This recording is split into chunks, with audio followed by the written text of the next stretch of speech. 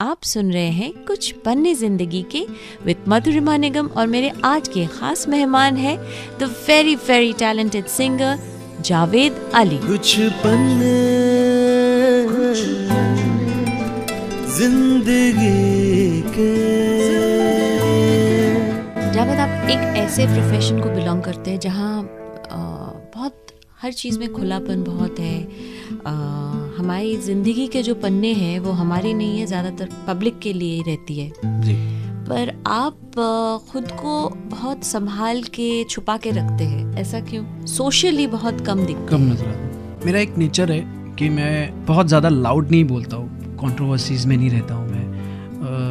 मैं ऐसा मानता हूँ कि उन चीज़ों में कि हर इंसान का अपना अपना एक नेचर होता है और वो वैसा ही रहे जैसा वो है तो ज़्यादा लोग पसंद करते हैं उसको। ऐसा ही हूँ मैं, थोड़ा सा शर्मिला हूँ मैं, थोड़ा सा बहुत ज़्यादा बातें नहीं करता।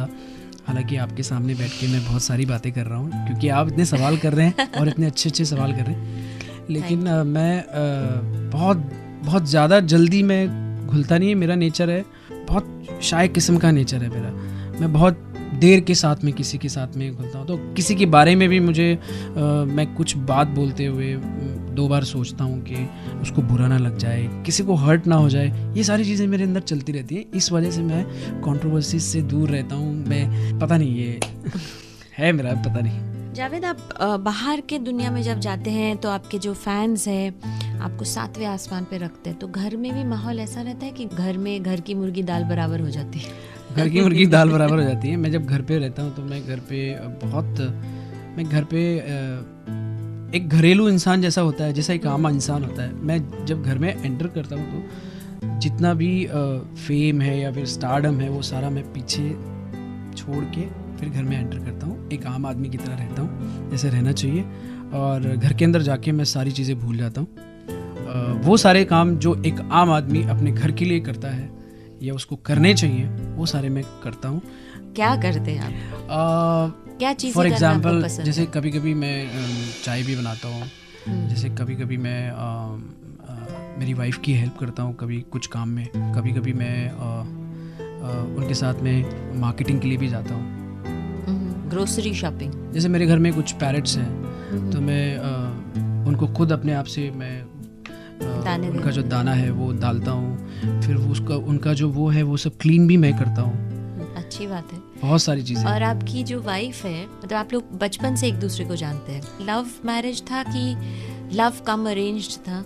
एक्चुअली लव कम अरेंज था क्योंकि सबसे पहली बात तो हमारे यहाँ मेरी जो वाइफ है वो मेरे मामा की लड़की है, तो काफ़ी क्लोज रिलेशन है। अगर बहन भाई हैं और बहन अपने भाई की बेटी ले रही है अपने घर में, ब्लेस्ड माना जाता है उसको। सिंपल लैंग्वेज में बोलते हैं ठीकरी की मांग। एक कहावत है, ठीकरी की मांग।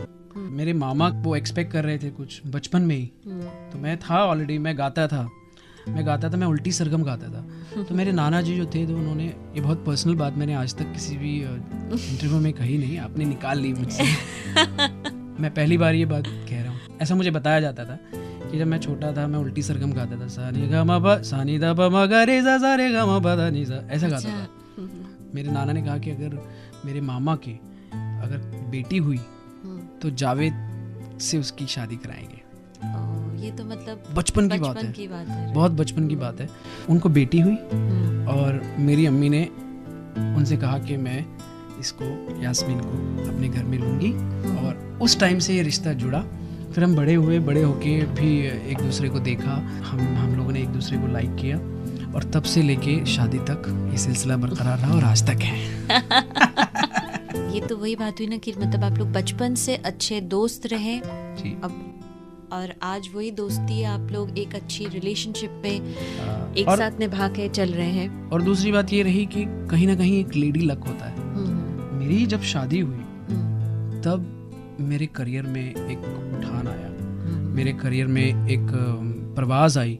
मैं सुनता था कि एक औरत से उसका लक जुड़ता है आदमी के साथ में, तो ना बहुत बरकत आती है। तो ये मैंने महसूस करके देखा और मेरी शादी के बाद से मेरी जो तरक्की हुई है वो मैंने महसूस की है।